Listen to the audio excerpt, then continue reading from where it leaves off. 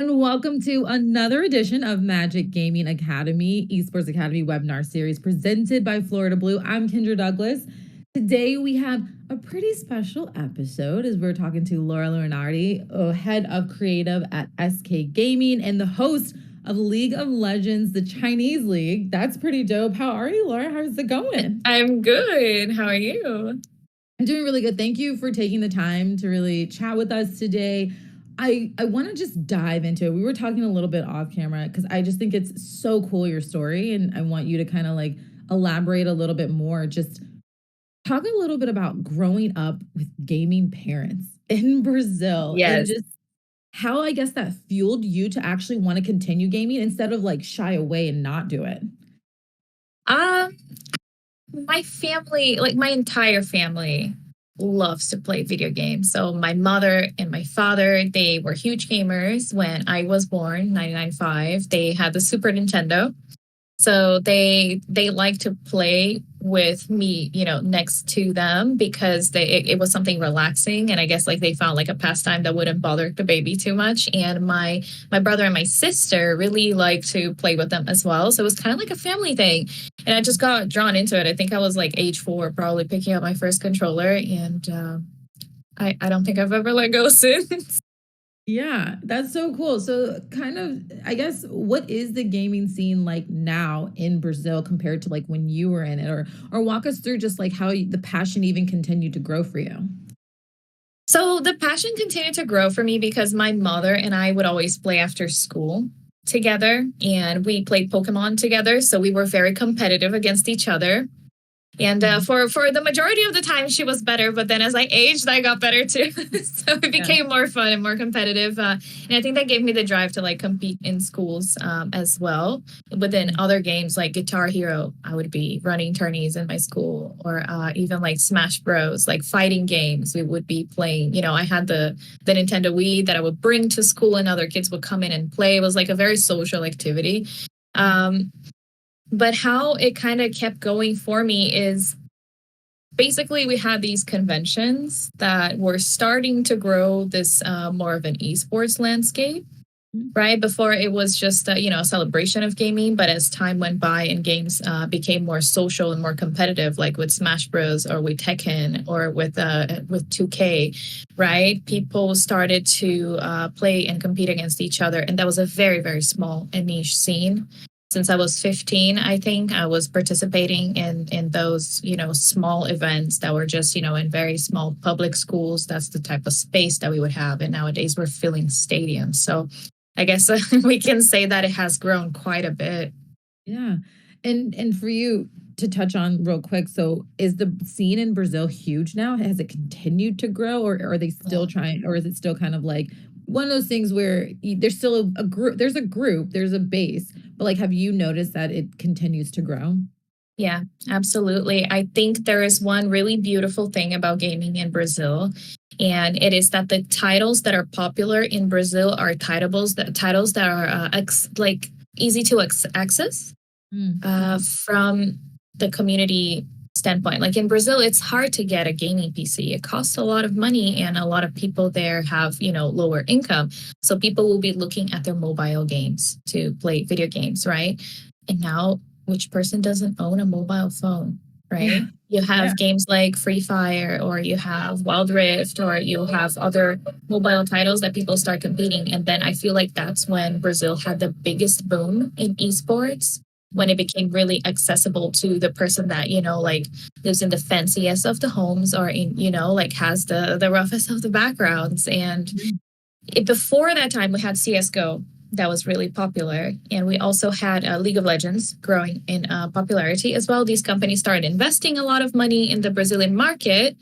So, teams and this whole like ecosystem that goes around playing a game professionally started to grow as well. And Brazilian fans are just one thing, very, very passionate. Yeah. So Yeah. I think it's natural for us to like esports. I love that. So I want to ask you, how did you get into being the head of creative at SK Gaming? And we'll totally get into how you became the host of League of Legends, the Chinese League. We'll get into that. But first, the head of creative at SK Gaming, how did you map your way into getting into there? Hmm. It was a long journey. So I moved out of Brazil when I was 17 because I wanted to study game development. And in my country at the time, it was impossible to get a bachelor's degree. And my parents said, "You're getting a bachelor's degree and nothing less." And I was like, okay, sure, understood. I found some schools in the US that offer this program. I applied, got in. I was lucky enough to be able to study in the United States with the support from my parents. And from learning the landscape in your country, I was able to eventually get into internships, get into jobs. My first job was with EchoFox and Vision Entertainment. They played in the LCS, the League of Legends League in the United States. And from there, I started working in this ecosystem of League of Legends. And then I transitioned into journalism, interviewing players, doing what you're doing to me right now. And I eventually asked the company I was working for, a South Korean company called Invin, to put me on assignment in Europe. And I asked for that because League of Legends here in Europe it used to be at the time really good, like really good gameplay, comparable to closer to China and to Korea, right? And I wanted to witness the game at a higher level. So that kind of nerd, I asked them to put me on assignment. So I got to mingle with the teams over here, and eventually SK Gaming took me in. It was pretty quick. I had just landed in Germany, and they adopted me as their content person. And eventually, they allowed me to grow into being their head of creative. So it's been quite the journey. That's an amazing story. And as you kind of know, we talked a little bit about just kind of like what this webinar is targeted to. I'm sure there's so many people that are going to watch this and just say like, how, like, if we can just go into details a little bit more of like the steps or like the ambition you had to be able to say, I'm not going to give up. This is a place that this is something that I can do. How were you, like, did you ever have any moments that were just so challenging for you that you thought, all right, this isn't going to be something that I can do? Or, what were the complications, I guess, that you might have had that you were able to overcome? So many complications when you live far away from home, and especially because my family is Brazilian Italian, so you can imagine they're very passionate, loving people. We're very close to each other, so it was very difficult to just suddenly be in LA and be away from everything I knew and just be thrown into like a completely different environment and learn, the city culture and, go to university, something I had never done before. So I think the biggest challenge was to figure out life on my own, sort of.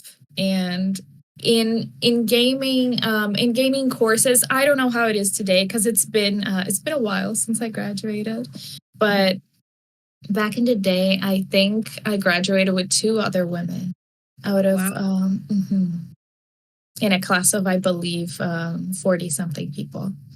Wow. So yeah, that was really rough. Like, people wouldn't always play fair, right? And you're always questioned why you're studying game development when you're a woman. And I feel like sometimes that doesn't go the other way around. So you always have to be ready to answer that question and to prove yourself. With any jobs in gaming, you have to be very, very competent, be willing to work double to be able to break into the industry. I think nowadays we have more women that are willing to bring other women up, and that is incredibly helpful. But back in the day, it was rough. I guess that segues right into the next question of just like, as a woman in this field, in this industry, like what were some of your challenges that you were able to overcome? And then also, what advice would you give to younger women who want to be in this field and want to feel like they're accepted as well? I think that one of the biggest challenges is to gain credibility. And like I said, right, like you have to work twice as hard to make sure that you really, you can prove that you really earned your spot among the other nerds, that you're a nerd just like everyone else in the room. You're going to get quizzed a lot on the most random things about video games to actually know in the pipeline of a game. And I think that's pretty challenging. It puts you in like a position of like, you're always like, oh my God, I always have to be on top of everything. That is very stressful, but also very helpful. And I would say that another challenge when you're a woman in gaming is finding an ecosystem that understands you. because it's hard to just be put in the middle, of all the guys and be expected to behave the same.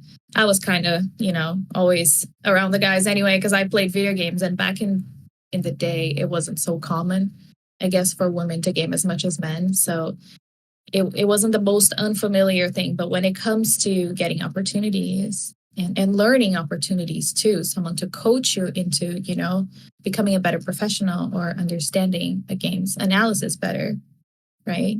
Usually I have found more success with women mentors. Mhm. So there was my challenge. And then just what advice would you give some of these young women out here who are going to watch this and now believe like, okay, I can do this as well? I think stick together.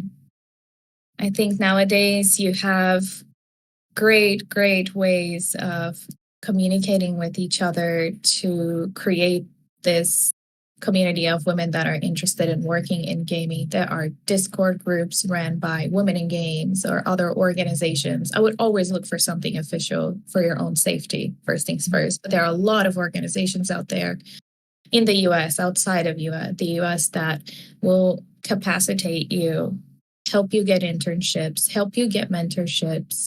I think that's super valuable. So if you are serious about working in gaming and you have, hopefully a group of friends that also wants to, stick together, just help each other out as much as you can, because it's really rough out there.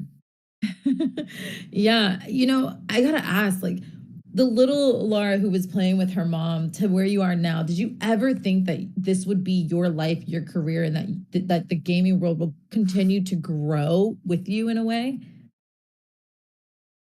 Is it weird if I say that? Yeah. I don't know. No, I don't know, because so, like, you saw I feel something. like I feel like I was always questioned, like, oh, do you really think that like this is gonna work out, like working out in video games and like playing video games online and streaming and making content and this and that. And I was so into it that there was just no other option for me. Mhm. Like I never thought of a plan B, because I was just so lost into just having fun with the journey. And I think that's a very nice thing. So yeah, I don't know. I wouldn't say no. Yeah, I'm really big on like enjoy the journey kind of. I'm that Mm, kind of person. So I understand what you mean by that. Like, this is what you're passionate about and you were going to find a way, it feels like. mm. With that, like you have been able to really just market yourself in this industry. For example, I was continuing to read that, you make costumes for someone's creative project. Just how have you been able to just like realize that you can use that gaming knowledge to accomplish so much just outside of just playing? I think that's why working in the gaming industry is such a positive experience, genuinely, because when you study game design or game development, you study a very generalized version of what it is to make video games. You are going to specialize into the rest, probably through your jobs or through a secondary course that you're going to take, right? If you really want to ace being a person that works with 3D modeling or with programming, whatever it is that you like, but you're going to get a taste of everything. The problem is that I just like too many things. Some people will follow through with just, one goal, but I enjoyed various aspects of it. I was lucky enough to be able to create content and at the same time, like, work with something that made sense with it. It's not game development per se, but it's, within gaming, I still get to enjoy video games. If one day I need to get back to gaming industry, I would hope I still understand it. Yeah. For you, seeing how the esports landscape has changed, what's it like, or how have you seen the esports landscape change since kind of like really getting on the scene or understanding it a little bit? It's interesting because I got into the scene in Brazil without even Mhm. thinking what esports was. We never had a label back in 2010, 2008. We never had a label on it. It was just a competition. We would put a tube TV and a Nintendo 64 and play some video games, and that's what it was. And that's what we did for a very long time. Esports became a more branded thing when I was in university. And at that time, I was too interested in making costumes, doing the cosplay stuff, and playing video games that I wasn't really looking at esports. It wasn't until I landed my first job They were like, no, no, no. This is we do these for fun shows within gaming, and you're gonna have fun with that. But look at this other side. We have literally in the next rooms we had the League of Legends squad playing, and I was like, oh, I used to play that game a lot. I didn't think that the LCS was still a thing, and it was very much still a thing. So I got pulled back into it, and it was. By the time that I opened my eyes to it again, it was a completely different beast. Like I couldn't believe the LCS studio when I walked in the first time. I was like, "What is this?" Like never had it. So how did you, so now going to the other question I had for you, how did you become the host for the League of Legends Chinese League? How did that even come about? That was such a long road. When I got this first job and I got pulled back into the world of esports and competition, I got my focus into League of Legends because Echo Fox at the time was still playing in the LCS, and that was the team that used to be part of the company I worked for. And it was just nice to see what the guys were doing. I got an interest behind the scenes of why they were playing this game at such high level. And, I didn't understand the game well at all. I was bronze, it's very low elo. But, I was laid off and got a job with one of the companies that used to work with us, and they interviewed players. And I was like, I'm going to go follow these journalists one day. I was their social media manager, nothing related to interviewing or analyzing the game at all. And I followed them to the studio one day, and I was like, okay, let's see what the press room is like and how this works. And the journalists were really shy, and they wouldn't be on camera. And the focus at that time for the content was shifting to be more video content. Mm-hmm. So I guess I one day was like, okay, if you guys can do it, I would try to do it. And I still remember the first interviews I would do, I was so nervous because I didn't understand the game very well. So I would have to rehearse the questions with my little paper before the players would come in. I was terrified. And then it became a very interesting thing to me to get to know these people outside of just, playing the game. Because essentially it's a lot of the same. But the people are very different. They come from very different backgrounds. And then I kept going. And then eventually I got my shot just a couple of weekends ago. Oh, that's amazing. Do you Who's ringing? Sorry. Sorry about that. I'm so sorry about that. I don't know what's going on with why people are calling me while I'm at work. Do you feel like now more than ever you've continued to just see so much growth in that field and just kind of where it's going now? Or where do you think the world of esports and kind of where you're doing now is going? How can it continue to expand?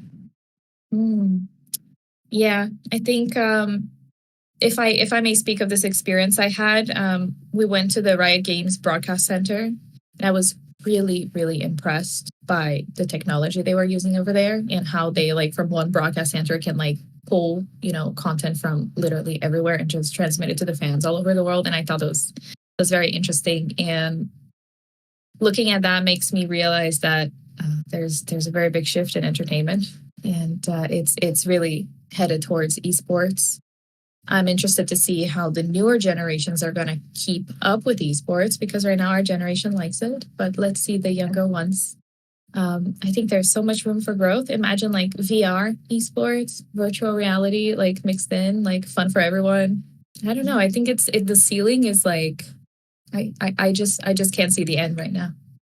That's so interesting. So tell me, when it comes to your career and just how do you think the role that you have now is helping mold the next generation of athletes coming in, of content creators coming in, just where you're at and what you've seen? How do you think it's going to continue to help mold the next generation coming in? I think for esports, as much as it has grown as an industry of its own, it's still very grassroots. Mm-hmm. If you want to start working in esports as talent, as a caster, host, or interviewer, you're still going to have to go pretty much the same path that I went through. No matter the technology and the growth that is right now, the grind is very real. Mm-hmm. And I think that the nice thing about the generations connecting is that generations will always need each other. We grow up, we become the boomers, we need the zoomers to, understand their humor, understand their view of the games, the new attention span as well, and how that's going to affect taking a look at an esports broadcast and make it entertaining for everyone. Right. I think young people have a very fresh look on how they see things. And sometimes they will look at these games and these games last like 40 to 50 minutes. And maybe they're not all that interested in looking at something for that long. And I think that's very valid. So we take this data, from them. I think it's very useful. But to mentor them, I feel like I work with people from the age of, 50 to, 18. Mm-hmm. So I think it's very diverse and it's a very nice environment to be in. Mm-hmm. What do you think a common misconception is, though, when it comes to esports and what people think about it? I think that you can't make money from it. I think that's what every parent will tell you. It's like, is this really a career path? And yeah, it is. It's very viable. I think it's rough. It's like entertainment industry. Mm-hmm. So jobs are scarce. They are not always the most stable. You are lucky if you find yourself in a stable position. Mm-hmm. But it's not impossible to create your own brand and your own network and be stable yourself rather than relying on other companies, right? Mm-hmm. So I think that's the biggest misconception, that like gaming is just for fun. Yeah. And I feel like also that like they have a misconception of just who are like gamers and like who's interested. Oh, yeah. And I feel like that's also something that like that's not true as well. Mm. And especially since we're talking about women being in this field too, that like women might not be gamers, but that's like not the far from it too. Like we just talked about, there is a community out there that, you can continue to like grow and build and hopefully that just continues to grow. I have a question when it comes to like streaming and like when you see a lot of streamers out there, some are very extremely successful and then some not much. What have you noticed or what have you seen are like keys to becoming kind of like a top streamer or something, or what have you noticed in this field or kind of grabbed your attention of what you've seen of how people are growing and just your following too, like how have you been able to create content to gain your following? What have you noticed that's worked for you? I think there's two very different types of content creators. I've been fortunate to get to see both. When you're in LA, you meet a lot of content creators. That's, just like you'd meet actors or singers, it's now a big part of the entertainment industry. So the top creators, generally speaking, they work in a network. So if you want to, grow your brand, it takes a long time and it takes patience and dedication, but it also takes your network. I think that's something very important that's often gate kept from people. But that's actually what's going to get you into getting better opportunities, playing with other people, being more social, and that will really help you. But I do want to say that I don't think that to make a living from content, you need to be as big as iShowSpeed or, Pokimane, of course, or Logan Paul. These are extreme cases. These are like the Harrison Ford and the Brad Pitt of streamers, right? It's very, very hard to compare everyone to that. But when you work as a content creator, you also have a very good skill set that you can work for other companies. And this is what I have always done. As much as I have loved to be a content creator, on my part-time, I have also always had a bigger job within content that has helped me be able to, always have stability within a world of content creation that can often be very unstable. Mm-hmm. For you, when you see like these young viewers and the viewers who are going to be watching this, what would your advice be for them if they want to kind of get into that field or even in going into that professional space? What would be some advice you'd give them? I would say take a look at what type of content you want to make, who is making content that may be similar to that. How do they get there? Have you ever watched an interview with them? Have they told their life story? Some of these streamers, they have books. You can go to any bookstore and check them out, right? Some of them have documentaries about them. Take a look, take inspiration, and and follow through a plan. I think it's very important. You know, nowadays, I hate to bring this up, but you can even go to ChatGPT and Okay. talk to. It's so true though, and I've done it myself. It's like, ChatGPT, I have this much content. I need a content breakdown. Help me every single day. I need to put out content. What do I do? And it will help you figure that out. You can learn from, you know, YouTube and things like that, how to have the posting schedules. But I think the most important thing is have discipline and patience, and don't be sad when like your numbers are low. Like my numbers were low for 3-4 years until eventually I made it somewhere. I think that's a very long time and a lot of dedication every single day to just fall flat on your face constantly, you know, just be able to get back up. Yeah, definitely. You touched on a little bit about just women sticking together. Is there someone in your life that has continued to always push you and help you, motivate you to get to where you are today that, really resonates with you? Yeah. I have I have this friend of mine, Colleen Cunha. She gave me my first job in gaming, and she hired me twice. So we always make this joke that she's like, whenever I get to give you a chance, I'll hire you twice. And she really helped me push forward. It was from my first job at Echo Fox and Vision, and Mandy Roman as well. They were very positive forces back then. And nowadays, I have an incredible ecosystem of women at SK Gaming as well. Like, we have so many women at SK. I could have never dreamed of this a few years ago, but like, there's Irina, there's Mara, there's Marie, there's Nina, and they're all just great, fantastic people. And we're always, having fun, talking trash outside of work time about gaming. It's just fun to be with people that like they're your people. How does it feel to know that you have that ecosystem and that you went from only having like three people in your class or like two women to now you, like you just said, you're in a comfortable space. So it seems like Yeah. how does that feel for you to see the growth I and feels be where great. you're at? Yeah. Yeah. Yeah, it feels great, and it also like if I can say, it feels great to give other women the chance as well. Yeah, Mhm. I think it's just nice to be in a place that isn't so male dominant anymore, because I think women bring a lot of value to the games industry. Yeah, definitely. One thing that we do on this webinar is we really hit home when it comes to like mental health and just being able to talk about it. Is there any way that you can express to us or explain to us just how mental health is big for you or talk about how you prioritize it and prioritize mental health in your life? hmm Mental health is a really big topic for me. When things with streaming and content creation really picked up for me, I got a therapist. Mhm. And I would talk about imposter syndrome. I would talk about, literally any of these subjects that come up. I think it was like an incredible tool to just have someone to talk to and understand a space that a lot of people don't necessarily understand, right? It's a very unique career path. And often you feel very like your problems, like they're your own. You have other content creators to talk about them, but like not that many. So Yeah.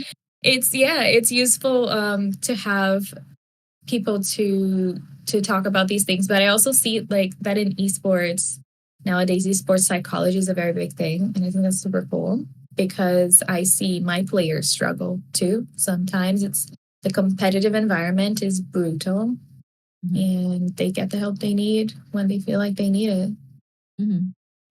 You mentioned just now about having imposter syndrome and I don't wanna touch too much into Yeah. it, but was there a moment where you were going through this where I guess you didn't believe that, like, you belonged or, like, you didn't think that, kinda walk me through a little bit of that moment of but how have you been able to, I guess, overcome some of the things that you've gone through?